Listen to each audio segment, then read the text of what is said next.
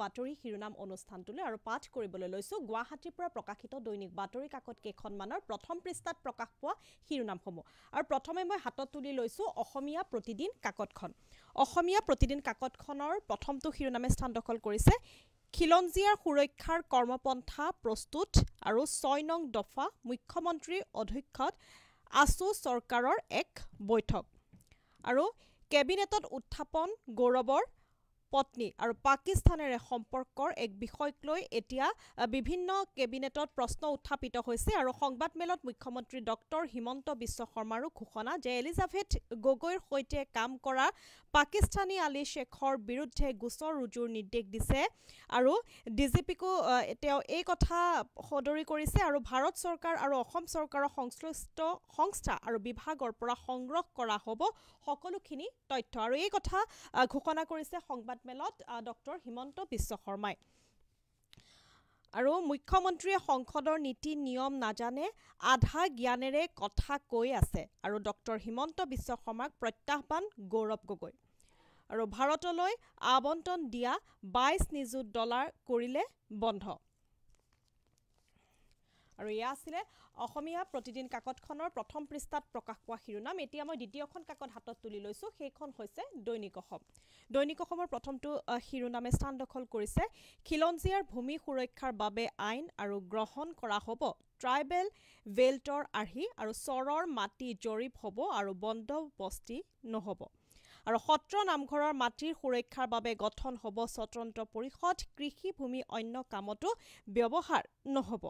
আৰু আজি কুকুৰাঝাৰত অসম বিধানসভাৰ বাজেট অধিৱেশন বিধানসভাৰ 126 গৰাকী সদস্যক আদৰিবলৈ সাজু প্ৰশাসন আৰু নিৰ্বাচন নোহোৱা পৰ্যন্ত বৃদ্ধি কৰা হ'ব 7 পৰিষদৰ কাৰ্যকাল অষ্টম ৰাষ্ট্ৰীয় উদ্যানৰ ঘোষণা আৰু গঠন হ'ব স্বতন্ত্ৰ পূৰ্ণাংগ ৰাজ্যসভা প্ৰয়োগ সঞ্চালকালয় আৰু বিপ্লৱ শৰ্মা সমিতিৰ প্ৰতিবেদন আছু চৰকাৰৰ বৈঠক আৰু অসমৰ বিকাশ আন্তঃগাঁথনি সবলীকৰণত গুৰুত্ব দিছে কেন্দ্ৰই ডিব্ৰুগড়ত কেন্দ্ৰীয় মন্ত্ৰী অন্নপূৰ্ণা দেৱীৰ এক সংবাদমেল আইছো অন্যটো খবৰৰ মাজলৈ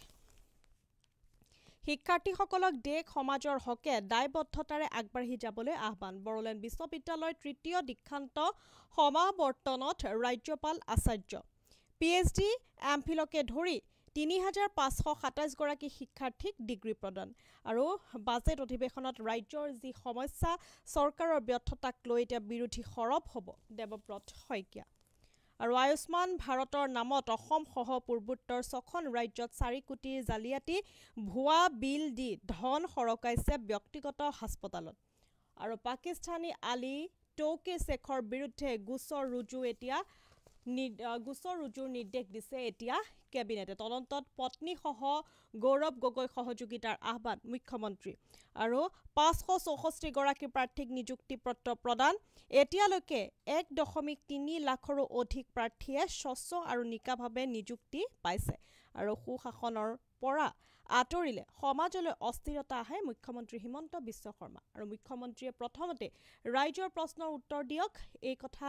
মন্তব্য কৰিছে গৌৰৱ গগৈ নাগৰিকত্ব ISI বিতৰ্কৰ সন্দৰ্ভত এতিয়া কৈছে যে মুখ্যমন্ত্ৰীয়ে প্ৰথমতে ৰাইজৰ প্ৰশ্নসমূহৰ উত্তৰ দিয়ক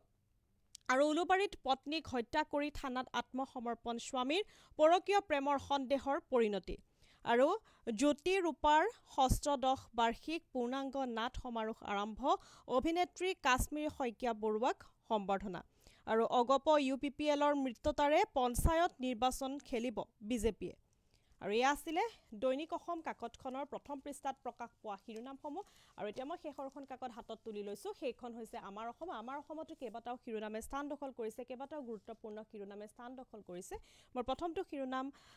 দৰ্শকসকলক জনাব বিচাৰিছো ইংৰাজী মাধ্যমৰ স্কুলত অসমীয়া বাধ্যতামূলক 6 নং দফাৰ সন্দৰ্ভত বিপ্লৱ শৰ্মা আয়োগৰ প্ৰতিবেদনৰ আংশিক ৰূপায়ণ ঘোষণা চৰকাৰৰ আৰু পুনৰ শিকলি লগাই ভাৰতীয় বিতৰণ বন্ধ মাৰ্কিন অনুদানো আৰু আজি বাছত উঠি 126 বিধায়কৰ যাত্ৰা কুকুৰাঝাৰলৈ যেটো বাজেট অধিৱেশন আছে আৰু কয়লাকাণ্ড স্মাৰ্ট মিটাৰৰ SIT তদন্তৰ দাবী এতিয়া গৌৰৱ এলিজাবেথ নহয় পাকিস্তানী আলী শেখৰ বিৰুদ্ধে এতিয়া গোচৰ পুনৰ শিকলি লগাই ভাৰতীয় বিতৰণ বন্ধ মাৰ্কিন অনুদানে আৰু বনলতা সেন তোমাৰ দৰে কোনোবা আছিল নে কৰবাত আজি কবি জীবনানন্দ দাসৰ জন্মদিন আৰু শিশুসহ কুম্ভমুখীত 18 যাত্ৰী দিল্লীৰ ৰেল ষ্টেচনত পদপিষ্ট হৈ নিহত হৈছে দিনটোত যোৱাকালি দিনটো এক দেশ কপাই যোৱা শিহৰণকাৰী এক খুবেই এক দুখৰ খবৰ কিয়নো 18 যাত্ৰী দিল্লীৰ ৰেল ষ্টেচনত পদপিষ্ট হৈ নিহত হৈছে আৰু পদপিষ্টৰ ঘটনা মৃতকৰ সংখ্যা লুকুৱাৰ অভিযোগ এতিয়া প্ৰশাসনৰ বিৰুদ্ধে আৰু মহানগৰীৰ পৰকীয়াৰ সন্দেহত পত্নীক হত্যা কৰি আত্মসমৰ্পণ যুৱকৰ আৰু আদানিক